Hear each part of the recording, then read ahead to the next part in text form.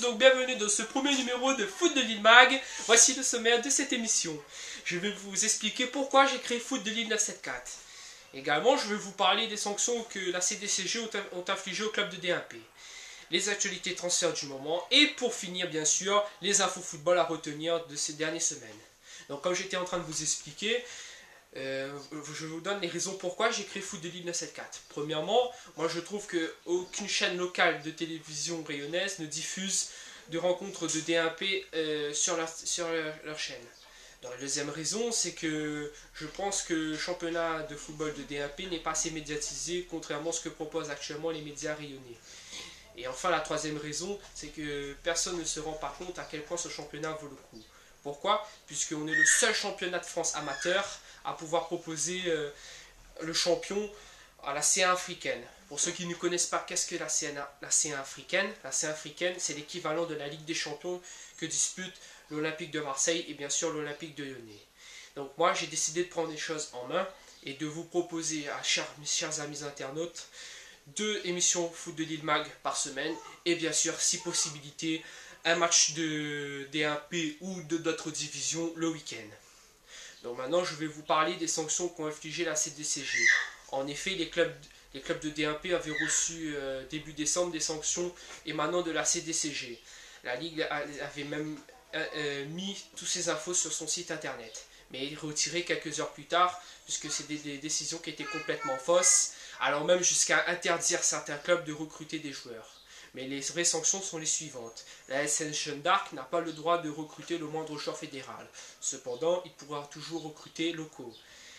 Le Saint-Denis FC et la GS Saint-Pierroise, eux s'en sortent mieux, ils n'auront jusqu'un recrutement sur contrôle. Et les mêmes sanctions s'appliqueront aux clubs de l'AS Excelsior et de l'AS Marsouin. Cependant, ils peuvent toujours faire appel auprès de cette même CDCG, obtenir une audience et bien sûr espérer une sanction plus clémente. Maintenant, je vais vous parler des transferts du moment. Et oui, comment pas parler transferts en pleine période de mercato. Donc les transferts ont commencé dès la fin de la saison avec l'arrivée à la GS Saint-Pierroise de 2 tamponnés. Il s'agit de Jean-Michel Fontaine et de Grégory Bénard. En effet, ces 2 joueurs tamponnés qui jouaient très longtemps dans leur club et ont décidé de changer d'air et de s'engager avec les Cigognes de Victor Zancar. Par contre, lui, John El Camon fait le chemin inverse, il va s'engager avec le tampon.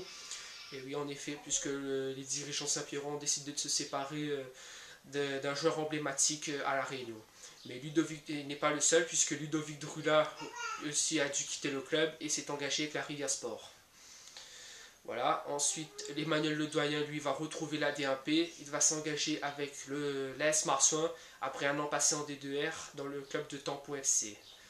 Maintenant, je vais venir enfin à l'actualité foot du moment. Et oui, comme vous le savez, les clubs ne vont pas tarder à reprendre dans leurs championnats respectifs. Surtout les clubs de D1P vont reprendre. Donc, je vais vous donner les dates des clubs de D1P quand ils vont reprendre.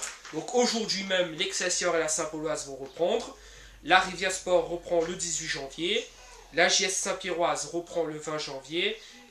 Le SC Aviron, la SN Jeanne d'Arc, la S Marsouin, le Saint-Denis FC et la Saint-Lusienne et aussi l'US Sainte-Marienne reprennent le 23 janvier.